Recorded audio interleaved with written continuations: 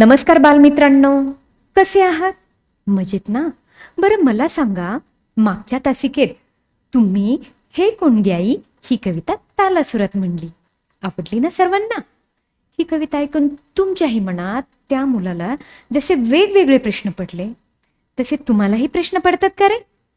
आणि जर तुम्हाला प्रश्न पडलेस तर तुम्ही तुमच्या आईबाबाला किंवा शिक्षकाला विचारता की नाही? हो ना? छान.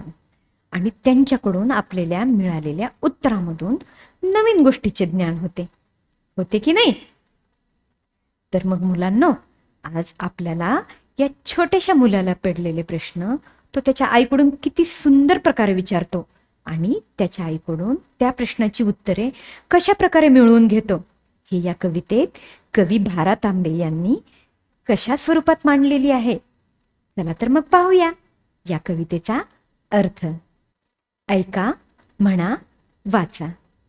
नदीच्या शेजारी गडाच्या खिंडरी, झाडाच्या ओळीत वेणूच्या जाळीत, दिवसा दुपारी जांभळी अंधारी, मोडके देऊळ त्यावरी पिंपळ, कोण गे त्या ठाई राहते गे आई, कोण गे त्या ठाई राहते गे आई.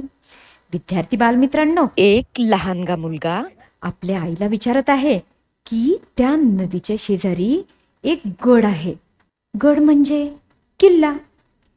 त्या गडाच्या खिंडारी, खिंडारी म्हणजे गडाकडे जाणारा अरुंद रस्ता. त्या अरुंद रस्त्याला खिंडारी म्हणतात. अरुंद रस्त्याच्या कडेला जी झाडं आहेत, त्या झाडाच्या ओळीत व वेळूच्या म्हणजे बांबूंच्या जाळीमध्ये भर दिवसा कच्चा अंधार आहे. आणि तेथेच जांभळीच्या गर्द झाडांमध्ये एक मोडके देऊळ आहे. त्या देवळावर पिंपळाचे झाड आहे. त्या ठिकाणी कोण राहत आहे, असे तो मुलगा त्याच्या आईला विचारत आहे.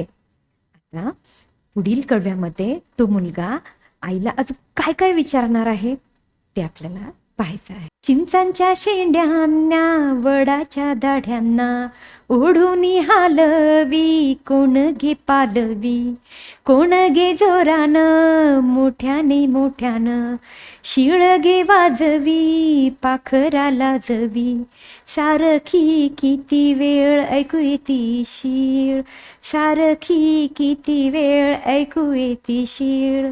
विद्यार्थी बालमित्रांनो, तो लहानगा मुलगा आपल्या आईला विचारतोय की चिंचेच्या झाडाच्या शेंड्यांना आणि वडाच्या दाढ्यांना म्हणजे वडाच्या पारंब्यांना ओढून कोण हलवत आहे बरं? तो मुलगा पुढे म्हणत आहे की जोराजोराने आणि मोठ्या मोठ्याने शीळ घालून पक्ष्यांना कोण लाजवत आहे आणि किती वेळा ती शीळ ऐकू येत आहे. आता तुम्ही मला सांगा बरं, मुलाच्या या प्रश्नाची उत्तरे काय असतील बरे? सापडले ना उत्तर? अगदी बरोबर. तर याचं उत्तर आहे वारा.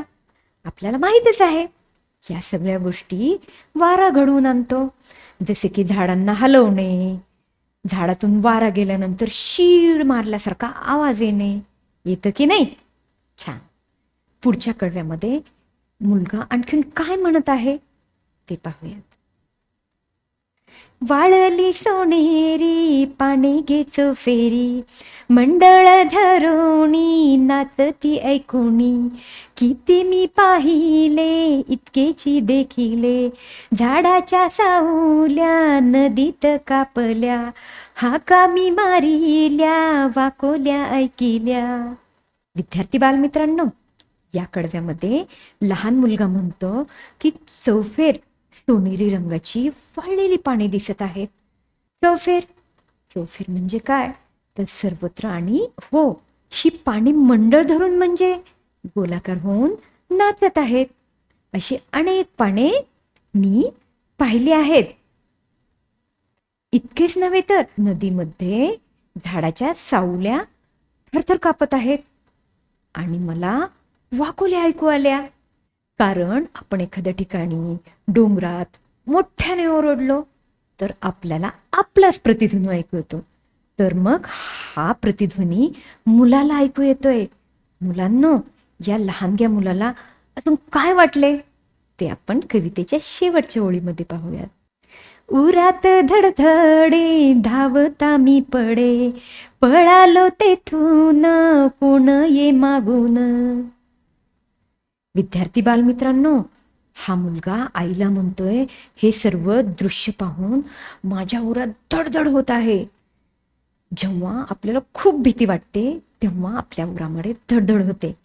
तेव्हा हा मुलगा आईला म्हणतो की मी खूप घाबरलो आणि माझ्या उरात धडधड होत असताना मी घाबरून पळत होतो.